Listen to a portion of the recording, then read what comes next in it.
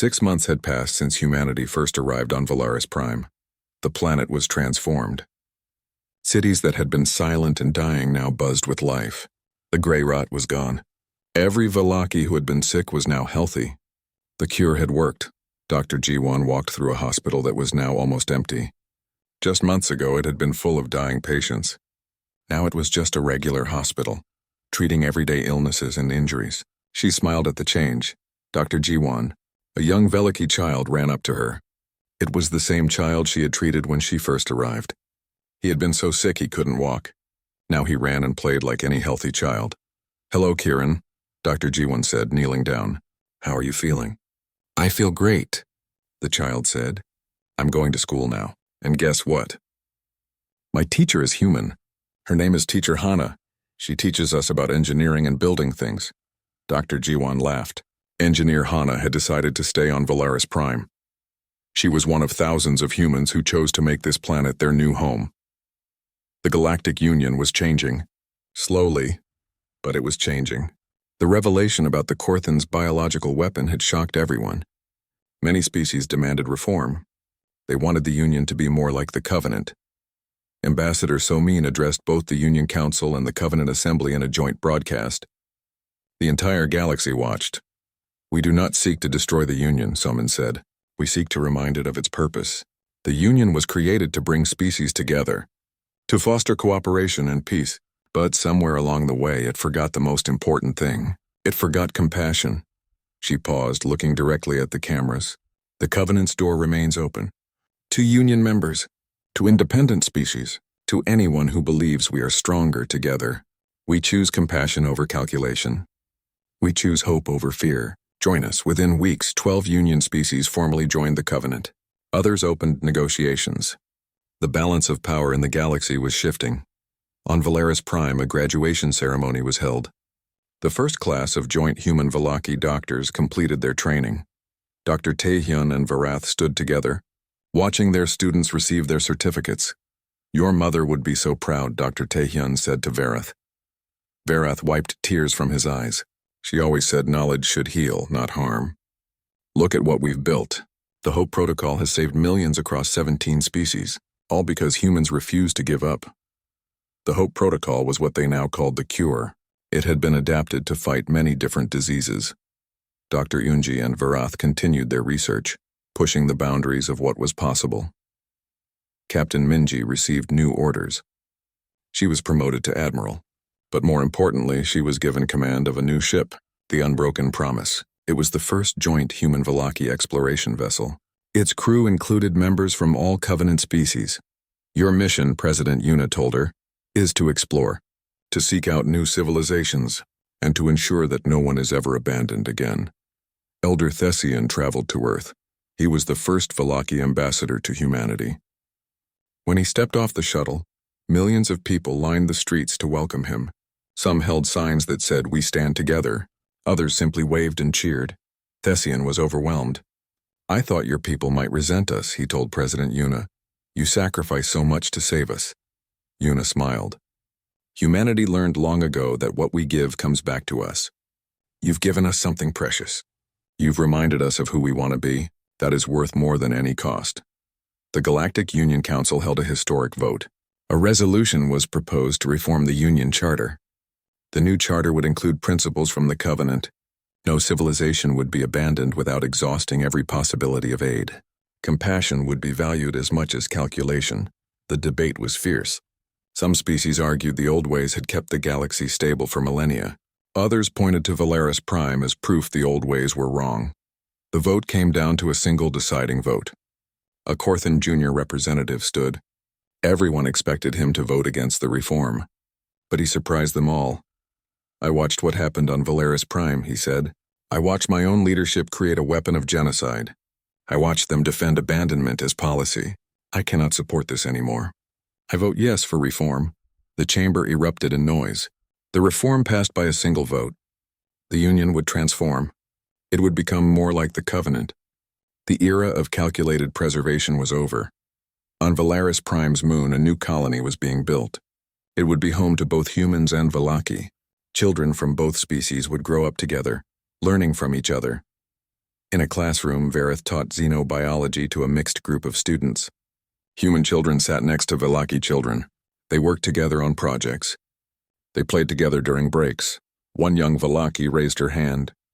"Teacher Verith, I have a question." "Yes, Mira?" Verith said. "Why did the humans help us when no one else would?" Verith paused. It was a question he had asked himself many times. He had found his answer. "Because humans believe something the galaxy had forgotten," he said. "They believe that the measure of a civilization isn't in its power or wisdom. It's in who they choose to stand beside when standing costs them everything. They stood beside us, and that choice changed everything." A human boy raised his hand. "But we're not special, Teacher Verith." "We just did what was right," Verith smiled. "Exactly. That's what makes it so powerful. You saw something wrong and you fixed it. You didn't calculate the cost. You didn't worry about rules. You just helped. That's the lesson the galaxy needed to learn." 20 years later, the Covenant of Standing Together had grown to 47 member species. The Galactic Union, now reformed, worked closely with the Covenant. They were no longer rivals but partners. Schools across the galaxy taught about the turning point. That's what they called humanity's decision to help the Velaki. It was the moment when one species' courage reminded everyone of their better nature. Admiral Minji, now gray-haired but still strong, commanded the Covenant Defense Fleet. She had explored 100 worlds. She had made first contact with a dozen new species. And every time she carried the message of the Covenant, "We stand together." Dr. Jiwan served as the Covenant's chief medical officer. The HOPE protocol had been used to cure diseases on 50 planets. Millions of lives saved, all because humans refused to accept that some people were beyond help. Engineer Hana had become famous across the galaxy. Her designs for multi-species habitats allowed different civilizations to live together comfortably. She trained students from 100 worlds. Elder Thessian, now very old, wrote his memoirs. He called the book When Strangers Became Family. It became required reading in schools everywhere. Every year, on the anniversary of humanity's first arrival on HFY, a holiday was celebrated. The Day of Standing Together. Humans and Velaki celebrated together. They shared food and stories. They remembered those who sacrificed. They celebrated those who survived. On this particular anniversary, a new deep space exploration vessel was being launched. Its crew included humans, Velaki, Morellans, Thelkan, and a dozen other species. They were heading into uncharted space, into the unknown. Admiral Minji attended the launch ceremony. She was retired now, but they had asked her to speak. She looked at the diverse crew standing before her. 20 years ago, she said, the galaxy asked a question: what would humanity do when faced with another's extinction? We answered. We stood beside them. That answer changed everything.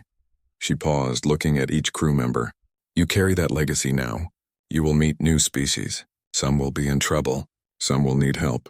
And when you find them, remember this: no one is beyond help. No one should be abandoned. We stand together. Always. The crew boarded their ship. As it lifted off, millions watched. The ship represented something beautiful. Different species working together. Not because they had to, but because they chose to. Back on HFY in the rebuilt capital city, the monument still stood. The human and Velaki, hands clasped together. The inscription had been updated. It now read, "When the galaxy turned away, humanity turned toward. We were strangers who became family, and we will never forget." Children played in the square around the monument. Human and Velaki children together. They didn't see differences. They just saw friends. That night, Elder Thessian sat with Captain Minji on a balcony overlooking the city. They were both old now. They had seen so much together. "Do you ever regret it?" Thessian asked. "Coming to HFY that day. Breaking orders. Risking everything?" Minji laughed softly. "Not for a second. That day we chose to be the people we wanted to be. We chose compassion over fear. We chose to stand beside those who fell. It was the easiest decision I ever made." Thessian nodded. "You saved us.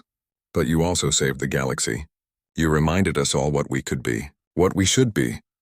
They sat in comfortable silence watching the city lights. A city that had been dying was now thriving. A planet that had been abandoned was now a symbol of hope. The galaxy was better now, not perfect. There were still problems, still challenges, but it was better. Because humans had shown everyone that compassion was not weakness, That standing together made everyone stronger. That no one should ever be abandoned, and in the end that made all the difference. The alarm screamed across every city on Earth. Tae-sung stood in the command center, watching the screens with cold eyes. He had seen war before. He had lost his wife and daughter in the resource wars 10 years ago. But this was different. This was not humans fighting humans. This was something else. The screens showed them clearly. Ships, hundreds of them. Each one was as big as a mountain. They glowed with strange lights that pulsed like breathing. Fire came from their sides, not like explosions, but like the ships themselves were alive and exhaling flames. The metal hulls were covered in patterns that looked like scales. Someone in the room whispered the word that everyone was thinking. Dragons. Tae-sung turned to the woman beside him. Hae-won was the best language expert they had. Her fingers moved quickly across her keyboard, analyzing the transmission that came from the ships. Her face was pale but focused. "What are they saying?" Tae-sung asked. Hae-won looked up at him. Her voice was steady, but her hands shook. "They are speaking in over 4,000 languages." All at once. "The message is the same in each one," she paused. "Kneel before the cauldron. Your world is now tribute to the eternal flame." The room went silent. Someone dropped a coffee cup. It shattered on the floor, but no one moved to clean it up. Tae-sung felt something cold settle in his stomach. "How long until they reach us?" 8 days, said the young officer at the tracking station. His voice cracked. "They are coming from near Jupiter. Moving fast." 8 days, sir, 8 days. Tae-sung had fought in wars that lasted years. 8 days was nothing. 8 days was a blink. He straightened his uniform and looked around the room at the faces of his team. They were scared. He was scared too. But fear was useless now. "Get me the president," he said. "Get me every leader on Earth. We need to talk now." Outside the command center, the world was falling apart. In Seoul, people ran through the streets. Some were trying to get to the spaceports, hoping to escape to Mars or the moon colonies. Others went to churches, temples, mosques. They prayed to their gods. Some people just sat down in the middle of the road and cried. In the underground shelters beneath the city, a little girl named Yeon-soo sat with her crayons. She was 7 years old. Her parents were somewhere up above, trying to find food and supplies. The shelter was crowded and smelled bad. People were arguing. Babies were crying. But Yeon-soo just drew pictures. She drew dragons, big ones with fire coming from their mouths. They had wings made of metal and eyes that glowed. The woman sitting next to her looked at the drawings and shivered. "Where did you see these, little one?" the woman asked. Yeon-soo did not look up from her drawing. "They are coming. But the Earth will stop them. Mother Earth always protects her children." The woman did not know what to say to that. She just patted the girl on the head and moved away. Back in the command center, the meeting with world leaders had started. Faces filled the screens around the room. Presidents, prime ministers, generals, scientists. Everyone was talking at once. Everyone had ideas. None of them were good. "We should surrender," said one leader. "Maybe they will spare us."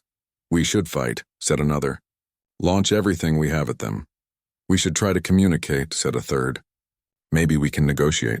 Tae-sung listened to them all. Then he spoke. His voice was quiet, but everyone stopped talking to hear him. "I have looked at our weapons. I have looked at their ships. If we launch every nuclear missile we have, it will be like throwing pebbles at a mountain. They have shields we cannot break, weapons we cannot match. They have conquered 46 other worlds before us." He paused. Hae-won found that in their transmission. "We are number 47. The screens went quiet. Someone was crying.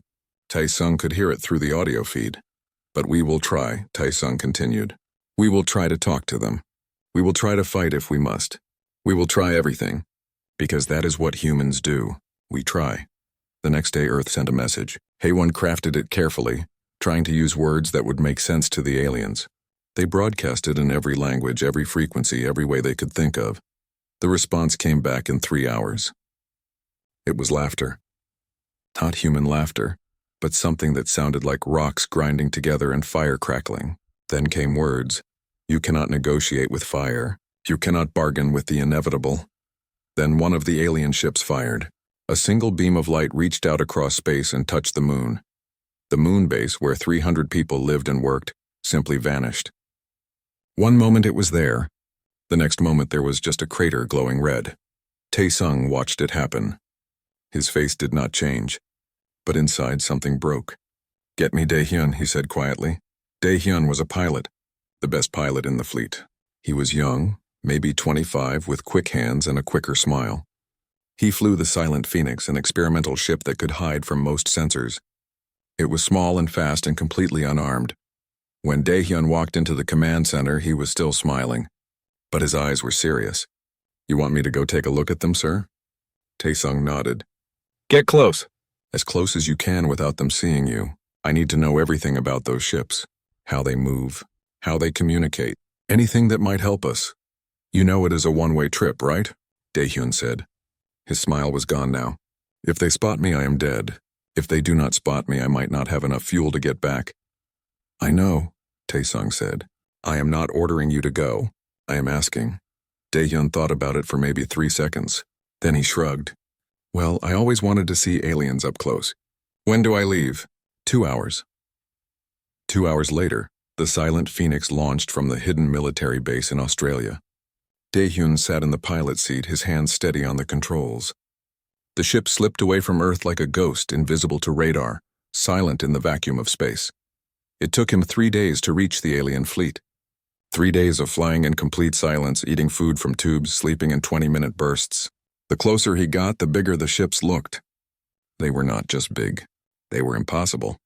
Each one had to weigh millions of tons, but they moved through space like birds flying through air. Dae-hyun activated every sensor he had. He recorded everything. The way the ships moved in formation, the energy readings from their engines, the strange signals they sent to each other. He got so close he could see details on their hulls, symbols carved into the metal, weapons ports that looked like mouths ready to breathe fire. And then he noticed something strange. He checked his readings twice to make sure. Then he opened a communication channel back to Earth. It would take the signal 10 minutes to reach them. "Sir," he said into the microphone, "I found something. Their trajectory is wrong. They are heading for Earth, but not where Earth is now. They are heading for where Earth was 8 days ago. It is like they are following old information, like they cannot see where we actually are right now." He waited for a response. 10 minutes for his message to reach Earth. 10 minutes for their reply to come back. 20 minutes of sitting in the darkness, watching the dragon ship slide past him. When the response came, it was Tae-sung. "Stay there. Keep watching. Something is not right," Dae-hyun stayed. He watched as the fleet crossed Mars' orbit. The ships were so close now that he could count them. 847 vessels, an armada that could destroy a world. And then they were gone. Not destroyed, not exploded, just gone. One moment, 847 ships filled his screens. The next moment there was nothing, just empty space and stars. Dae-hyun sat in his pilot seat staring at the empty space. His mouth was open. His hands were frozen on the controls. For a full minute he could not move, could not think, could not breathe. Then his ship shook. Alarm started screaming. Something had hit him, not a weapon, something else. A wave of energy that came from where the ships had been. His shields held, but barely. Systems were failing. Lights were flickering. He grabbed the microphone. "They are gone! All of them. Just vanished. I am hit, ship is damaged, trying to make it back." On Earth in the command center, everyone heard his transmission. Everyone saw the sensor data. The fleet had simply stopped existing. Haewon was already working on the last transmission they had received from the alien ships. There was something there.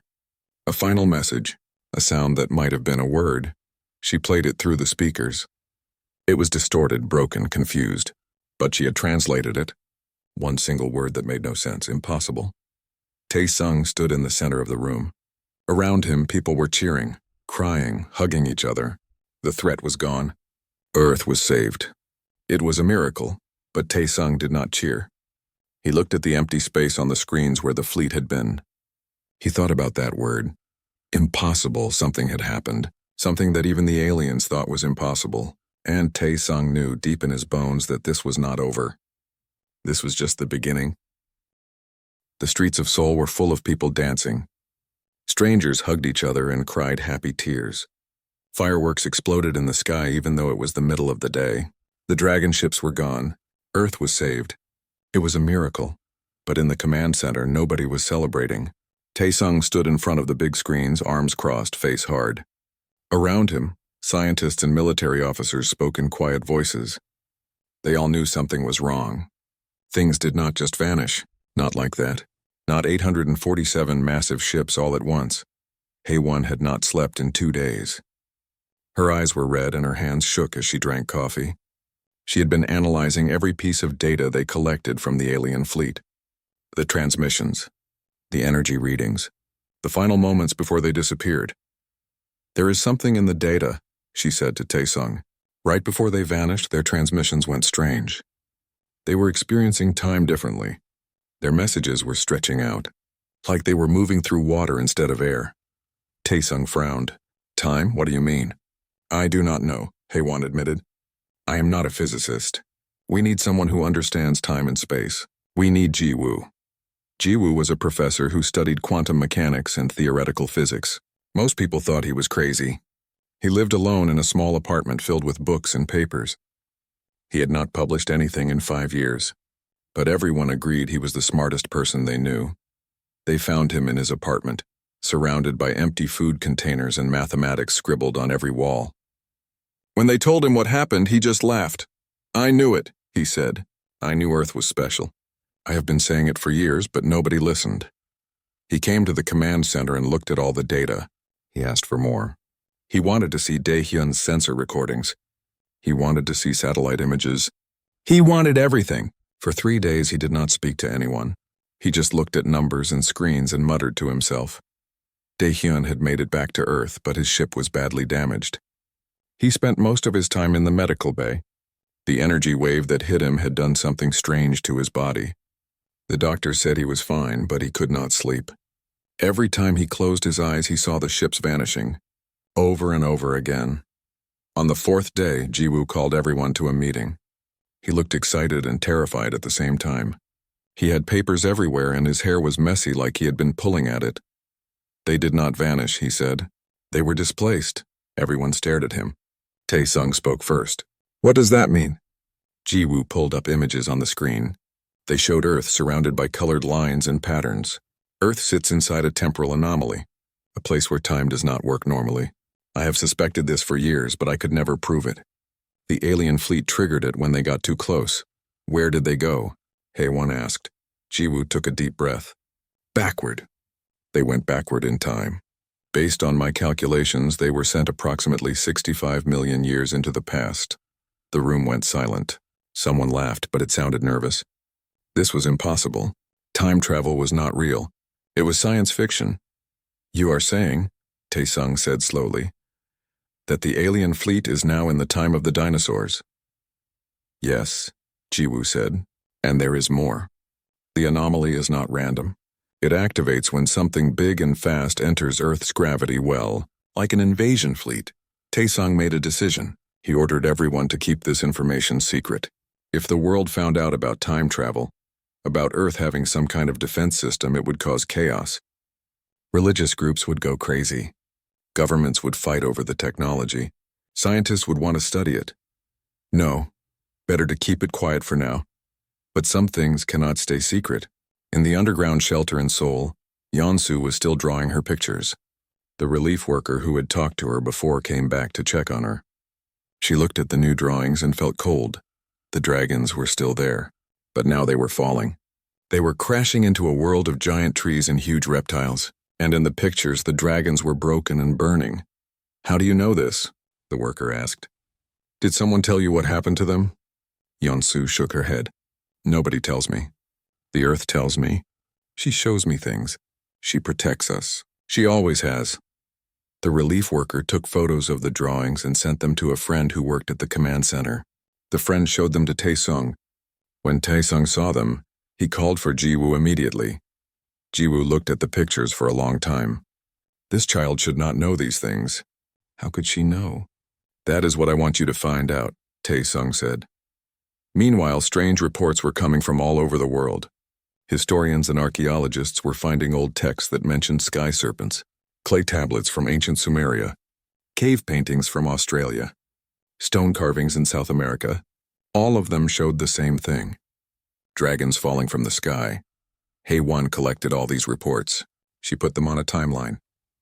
And she noticed something strange. The stories always appeared after major extinction events, after times when most of life on Earth died out. She showed this to Tae-sung and Ji-woo. What if this has happened before? What if other alien fleets tried to invade Earth and the same thing happened to them? Ji-woo nodded slowly. That would explain why the anomaly exists. It is not natural, or rather it is naturally evolved, like an immune system. Earth has been defending itself for billions of years. Then came the call that changed everything. A paleontology team in Montana, digging for dinosaur bones, found something that should not exist. They called it into the university. The university called the government. The government called Tae-sung. You need to see this, the team leader said on the video call. Her name was Bo-ra, and she was a respected scientist who had spent 20 years studying fossils. Her face was pale. We found metal, manufactured metal, in the KT boundary layer. Tae-sung did not understand. What is the KT boundary? The layer of rock from 65 million years ago, Bo-ra explained. The time when the dinosaurs died. The time of the big extinction. And sir, this metal is not from Earth. The composition is wrong. The structure is wrong. And it is part of something much bigger buried underneath. Tae-sung felt his stomach drop. He looked at Ji-woo. Ji-woo had gone very still. Send me the exact coordinates, Tae-sung said, and do not tell anyone else about this. I am sending a team. They will be there tomorrow. He ended the call and turned to Ji-woo. Neither of them spoke for a moment. Finally, Ji-woo said what they were both thinking. They crashed. The fleet did not just disappear into the past. They crashed on Earth 65 million years ago and killed the dinosaurs, Tae-sung finished. They sent a full military team to Montana, scientists, engineers, security personnel. They set up a base around the dig site and called it Project Aftermath. The area was declared off-limits to everyone else. Bo-ra led the excavation. What they found in the first week made her question everything she knew about Earth's history. The metal was definitely part of a ship. A huge ship. Ground-penetrating radar showed more ships buried all around them. Hundreds of them spread across 200 miles. The crash site lined up perfectly with the Chicxulub crater, the place where scientists always said a giant asteroid hit Earth and killed the dinosaurs. But it was not an asteroid. It was 847 alien warships falling from orbit. Hai-wan came to the site to help analyze any writing or symbols they found. She stood at the edge of the excavation pit, looking down at the twisted metal emerging from the rock. It was real. The ships were real. The aliens had really been sent back in time. They did not just arrive and vanish, she said quietly. They arrived and became part of our world. They have been here the whole time. Under our feet. In our rocks. Part of our history. Dae-hyun was also there. He had volunteered to come even though he was still recovering. He needed to see this. He needed to know what happened to the ships he watched vanish. At night he had dreams. Strange dreams where he was flying through time, seeing things that had not happened yet or things that happened long ago. The doctor said it was trauma. But Dae-hyun was not sure. He felt different since the energy wave hit him. Like something had changed inside him. Ji-woo set up equipment around the dig site. He was measuring time itself, looking for traces of the anomaly, and he found them. Tiny fluctuations in time, places where a second lasted slightly longer or shorter than it should. The anomaly was still here, still active, still protecting Earth. On the 10th day of excavation, they found the flagship. It was bigger than the others and had different markings. Bo-ra carefully cleared the rock away from what looked like a doorway. The metal was corroded but still intact. We are going to open it, she said. Everyone gathered around. Security teams stood ready with weapons, even though anything inside would have been dead for 65 million years. The door was forced open with hydraulic equipment. It groaned and cracked and finally swung inward. Inside was the bridge. And inside the bridge were the Kaldrith themselves. They had turned to stone over the millions of years, fossilized in their seats, 12 feet tall, reptilian, covered in what looked like cybernetic implants that had fused with their bones. Hai-wan stared at them. These were the beings who conquered 46 worlds. 6 months. That was all the time they had. Tae-sung stood before the United Nations Security Council and told them everything. About the time displacement, about the crashed fleet in Montana, about the second armada coming, 8,470 ships, 10 times bigger than the first fleet, coming to avenge their lost brothers. The room erupted in chaos. Some leaders wanted to surrender immediately. Others argued for building bunkers deep underground. Some suggested evacuating Earth entirely, sending everyone to Mars and the Moon. A few talked about prayer and faith. Tae-sung let them talk for 10 minutes. Then he spoke again. His voice cut through the noise. We cannot run. We cannot hide. And we cannot rely on the time anomaly working twice. Jiwoo says the probability of it triggering again is less than 20%. We need to understand what protected us, and we need to prepare to defend ourselves. A Chinese delegate stood up. How can we possibly defend against such a force? We saw what one ship could do to our moon base. We learn from them, Tae-sung said.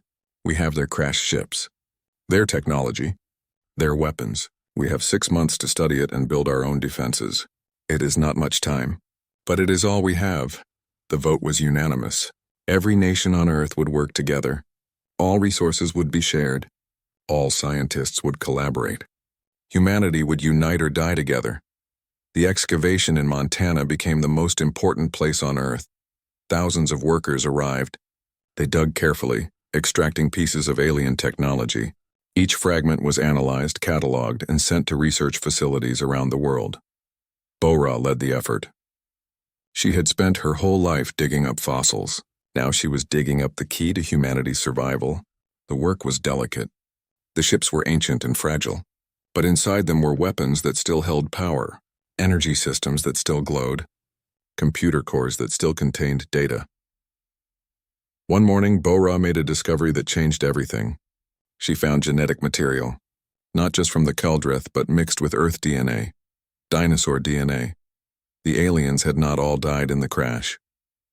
Some survived, and they had interbred with Earth's creatures. She called Tae-sung immediately. Sir, I think some of the Keldrith survived the crash. They lived for years, maybe decades, on prehistoric Earth. They mixed with the native species. Their genes are in the fossil record. Tae-sung processed this information. Does that mean we have alien DNA in us? Maybe, Bora said. Evolution is complicated. But yes, it is possible that some of their genetics survived and eventually became part of the mammal line that led to us.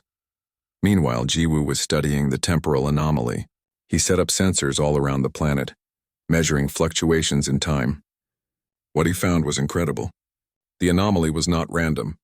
It had a pattern, a rhythm, like a heartbeat. He called a meeting with Tae-sung and Haiwan. Earth itself is the anomaly, not something around Earth, not something in space near Earth. The planet itself generates this temporal distortion, and it has been doing it for billions of years. Haiwan looked at the data. How is that possible? Planets do not manipulate time. This one does, Jiwoo said. I think Earth evolved this ability. Like an immune system. When something threatens the biosphere, the planet defends itself by sending the threat back in time. Tae-sung shook his head. Planets are not alive. They do not think or defend themselves. Not alive in the way we understand it, Jiwoo admitted, but conscious in a different way. Aware of threats. Able to respond. Think about it. Every major extinction event in Earth's history happened when the planet was under stress. What if those extinctions were not random? What if they were the planet clearing away the invaders and starting fresh? It was a crazy idea. But everything about this situation was crazy. Tae-sung was starting to believe that Earth was more than just a rock with life on it. Earth was alive in a way humans had never understood. Dae-hyun was struggling. Since returning from his mission, he had not been the same. He could not sleep properly. When he did sleep, he had visions. He saw the past and the future mixed together. He saw dinosaurs walking through modern cities. He saw alien ships that had not arrived yet. The doctors could not explain it. But Jiwoo had a theory.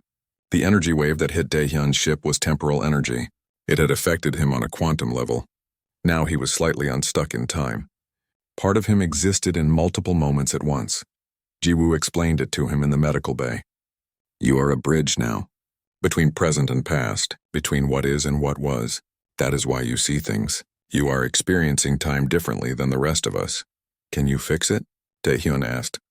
I do not know, Jiwoo said honestly, but I think it might be important. You might be able to communicate with Earth's temporal field in ways we cannot. They decided to test this. Jiwoo took Dae-hyun to the excavation site in Montana, to the heart of the temporal anomaly. As soon as they arrived, Daehyun felt it. A presence, not hostile but vast, ancient, aware. He stood at the edge of the dig site and closed his eyes. Immediately, visions flooded his mind. He saw the Kaldrith fleet arriving in the past. He saw them trying to escape. He saw their ships falling like meteors. He saw the impact, the fire, the death of the dinosaurs. But he also saw something else. Something underneath it all. He opened his eyes and looked at Jiwoo. Earth is aware of us. It knows we are here. And it knows the second fleet is coming. Jiwoo stepped closer. Can you communicate with it? Can you ask it to help us again? Daehyun tried.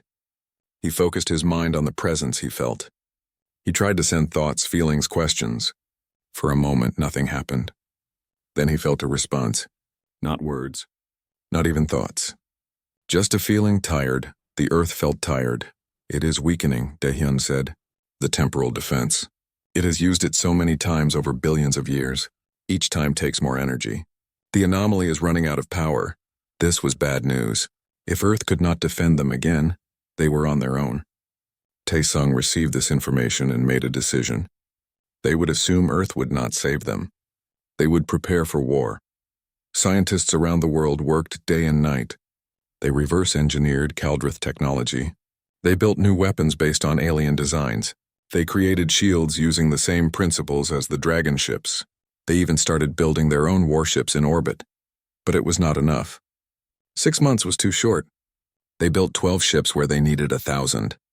They had weapons that could hurt the aliens, but not enough to stop an entire fleet.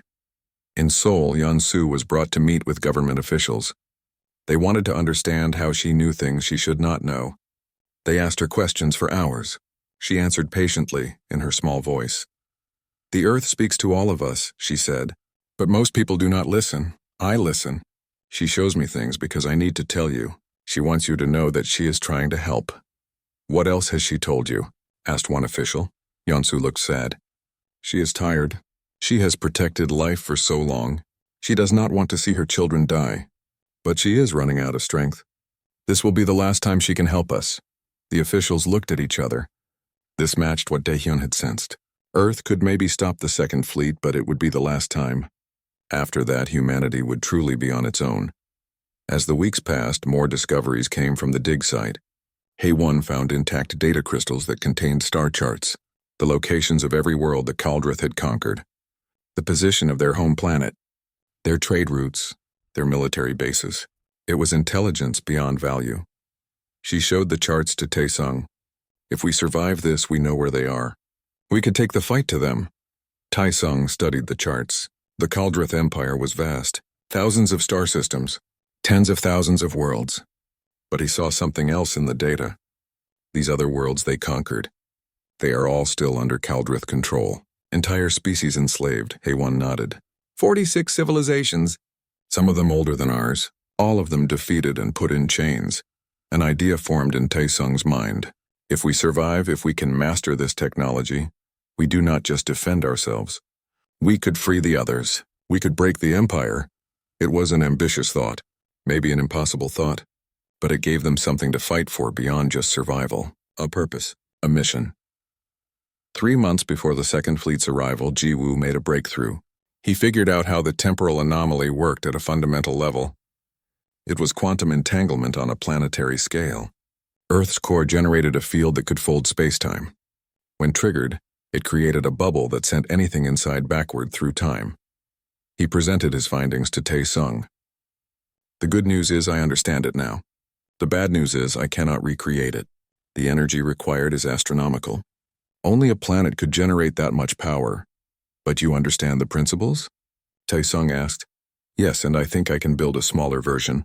Not enough to send a whole fleet through time, but maybe enough to create temporal distortions.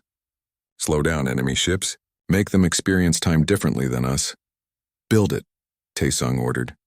2 months before arrival day, the world held its breath. All the preparations were as complete as they could be. Weapons were positioned. Ships were ready. Soldiers were trained, but everyone knew it might not be enough. The liberation of Valios was just the beginning. Word spread across the galaxy faster than light. A new force had appeared, a species that defeated the Kaldrith. a species that freed slaves instead of taking them. The conquered worlds whispered the name, human, Earth, the risen ones. Taesung's fleet moved from world to world. Each liberation brought new allies. The aquatic people of Velios contributed their knowledge of deep space navigation. The crystalline beings of Thorax shared their energy manipulation technology. The winged species of Arian taught humans about atmospheric combat. Every freed species added ships to the growing coalition. What started as 50 Earth vessels became hundreds, then thousands. A rainbow of different designs and technologies, all united by a single purpose. Freedom. The Kaldrith Empire, vast and ancient, was slow to respond. They had ruled for millennia. They had never faced a serious challenge. By the time they realized the threat was real, 15 of their conquered worlds had already been freed. Back on Earth, life had changed. The planet was no longer isolated. Every week, ships from freed worlds arrived. Some brought gifts, some brought knowledge, some just came to see the legendary world that time could not touch. The world that started the revolution. Yeonsu was now 8 years old. She no longer lived in the underground shelter. The government had given her a special place to live near the Montana Memorial Site. She still drew pictures, but now they were different. She drew humans and aliens working together. She drew stars connected by bridges of light. She drew the future. One day, an alien delegate came to meet her. A crystalline being from Thorax who glowed with inner light. "You are the Oracle," the being said in perfect human language. "The one who speaks with Earth," Yeonsu smiled. "Earth speaks to everyone. Most people just do not listen. But yes, I listen better than others. Does Earth speak of what comes next?" the delegate asked. Yeonsu looked up at the sky. She says her children are grown now. They protect others like she protected them. This is the way of life. To survive, to thrive, to defend those who cannot defend themselves. This is the legacy she gives us. The Kaldrith Empire finally took action. They assembled a massive fleet. Not a punitive force. Not a garrison. A war fleet. 12,000 ships. They would crush this rebellion once and for all. They headed for the liberated worlds, planning to reconquer them and make an example of the humans. But the coalition was ready. Taesung had been preparing for this. He gathered the allied fleet at a strategic location. 3,000 ships from 30 different species. It was still less than half the size of the Kaldrith force, but they had advantages the Empire did not expect. The two fleets met near the star system of Kaldros, the home system of the Kaldrith themselves. Taesung had deliberately chosen this location. He wanted the Empire to understand. This war was no longer about defense. This was about changing the galaxy forever. Daehyun stood on the bridge of Earth's vengeance. He was older now, not just from age but from the responsibility he carried. He opened a communication channel to the entire Kaldrith fleet. "You came to Earth in fire and glory," he said. "You vanished into time itself. Your revenge fleet followed. Now we have come to you, and we are not vanishing. We are here to end your empire of slavery. Stand down or be destroyed." The Kaldrith commander responded with contempt. How dare these prey species challenge the ancient empire? How dare they threaten the homeworld? The Kaldrith fleet charged forward, weapons blazing. The battle that followed would be remembered for generations. The humans employed tactics no one had seen before. Ships disappeared and reappeared using short-range temporal jumps. Missiles were sent backward in time by seconds to hit enemies before they could dodge. Jiwoo's temporal weapons made entire sections of the Kaldrith fleet move in slow motion, while the coalition attacked at normal speed. The freed species fought with desperation and hope. The Velios waterships used their fluid nature to absorb energy blasts. The Thorax crystalline vessels refracted laser fire back at their attackers. The Arian wings performed impossible maneuvers in three-dimensional space. But the Kaldrith were experienced warriors. They adapted. They focused fire. They broke through the coalition lines. Ships on both sides exploded in bright bursts of light. Thousands died. Tens of thousands. Daehyun felt each loss. Each allied ship that went dark was a failure. A life he could not save. But he pushed forward. There was no other choice. They had to win here. If they lost, the freed worlds would fall back into slavery. Everything they fought for would be lost. Then Jiwoo activated his secret weapon. He had been building it for months. A massive temporal distortion generator hidden in an asteroid near the battle. When it activated, it created a bubble around the center of the Kaldrith fleet. Inside that bubble, time moved at 1/10 normal speed. The Kaldrith ships trapped inside suddenly moved like they were swimming through honey. Their weapons charged slowly. Their communications lagged. Their engines barely pushed them forward. But outside the bubble, the Coalition fleet moved at normal speed. It was a slaughter. The Coalition ships tore through the slowed Kaldrith vessels. The Empire's proud warships were destroyed one after another. Unable to defend, unable to escape. The temporal bubble held for 3 hours. In that time, the Kaldrith lost 7,000 ships. When the bubble collapsed, the remaining Kaldrith fleet broke. They scattered. Some tried to flee. Some surrendered. The battle was over. The Coalition had won. Taesung ordered pursuit of the fleeing ships, but also mercy for those who surrendered. The Coalition fleet moved toward HFY, the homeworld of the Empire. When they arrived in orbit, they found a planet in shock. The Kaldrith had never been defeated, never been invaded, never been forced to kneel. The Emperor of Kaldros was ancient. He had ruled for 400 years. When Taesung was brought before him, the old lizard looked tired. Defeated. How? The Emperor asked. How did prey become predator? Taesung stood tall. You taught us what we needed to survive. You showed us your technology when your fleets crashed on our world. Earth taught us why to survive. She gave us billions of years of evolution and protection. And the 46 worlds you enslaved taught us who we were fighting for. You created your own defeat. The Emperor lowered his head. What will you do with us? Enslave us as we enslaved others? No, Taesung said. We are not like you. The Kaldrith will be confined to this system. Your military will be disbanded. Your conquered worlds are free, but we will not exterminate you. We will not take revenge, because that is not who we are. We break chains. We do not forge them. The Kaldrith Empire fell, not destroyed but transformed. The Emperor abdicated. A new government formed, one that promised to never again seek conquest. It would take generations for the Kaldrith to change their culture, but the first step was taken. Haywan stayed on Kaldros Prime. She established a school there, a place where young Kaldrith would learn about the species they had enslaved, learn about the cost of empire, learn about a different way to exist in the galaxy. She called it the Galactic Peace Institute. The freed worlds came together to form a new alliance. They called it the Galactic Coalition of Free Peoples. Earth was offered leadership, but Taesung refused. This was not about human dominance. This was about equality. Instead, a council was formed. One representative from each member species. Decisions would be made together. Resources would be shared. Technology would be exchanged. The coalition grew to include over 200 species within 5 years. Bora continued her work on Earth. The Montana Memorial became a museum, a place where beings from across the galaxy could come and see where it all started. The crashed ships, the fossilized Kaldrith, the proof that Earth had been defending life for billions of years. She also discovered something amazing. As they dug deeper into the geological record, they found evidence of other crashed fleets. From other extinction events. The Permian extinction 250 million years ago. The Devonian extinction 370 million years ago. Earth had been invaded many times. And Earth had always won. Humanity was not just human. Their DNA carried traces from dozens of displaced civilizations. Every invasion that failed contributed to human evolution. Humans were the children of Earth and all the species that tried to conquer it. Jiwoo became the leading expert on temporal physics in the galaxy. He established research centers on multiple worlds. His dream was to one day recreate what Earth did naturally, to build artificial temporal defenses that could protect any world. It would take centuries of research. But he had started the work. Dae-hyun retired from active service. His body had aged too much from temporal exposure. He looked like an old man at 40, but he lived a good life. He taught at the Terran Naval Academy.